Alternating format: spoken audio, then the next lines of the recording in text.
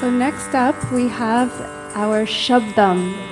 Shabdam is when we dive into storytelling. Shabdams are always in Misra Talam. So in addition to telling stories, the dancers also have to keep in mind the 7-beat rhythm pattern. So that's the added challenge. The Shabdam that we chose for today is specifically in honor of Srimati Radharani. But of course, whenever we honor her, we also are honoring Sri Krishna because they are inseparable. It's called Sarasi Jaksulu, and it details various naughty pastimes of Sri Krishna. The first one is how he steals the garments of the gopis as they're bathing in the Yamuna. The second is how he steals butter freshly churned by the gopis.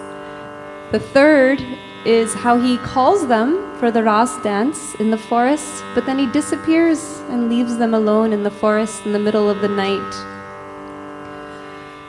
In the first story, we were inspired by the description in Srila Jiva Goswami's Gopal Champu to describe how the gopis are so absorbed on the idea that someday they will marry Krishna, that even though it's the cold month of November when they're doing this Katyayani Vrata and they're bathing in the cold, cold waters of the Yamuna early in the morning, they are just so filled with bliss as they're thinking about how one day they will get to marry him.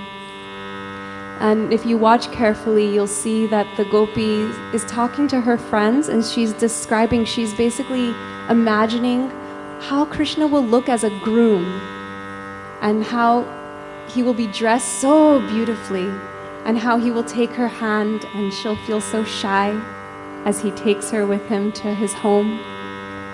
In the second story, you see how hard the gopi works to make this fresh butter, how many steps there are in this process where she's milking the cow, boiling the milk, culturing it, making it into yogurt, churning it, and finally, in just one moment, Krishna spoils all her efforts. This song is actually written, it's composed in kind of a sarcastic tone of, is this behavior of yours, Krishna? Is this proper? Is this okay? I don't think so. And finally at the end, the composer says, everyone's worshipping you, dear Krishna. They're meditating on you in their hearts. But as soon as someone says anything bad about you, you run away and hide in that beautiful mountain in Kerala. So this is how great you are. You do all these naughty things, but then you can't face the consequence, right? So I hope you enjoy this Shabdam Sarasi Jaksulu.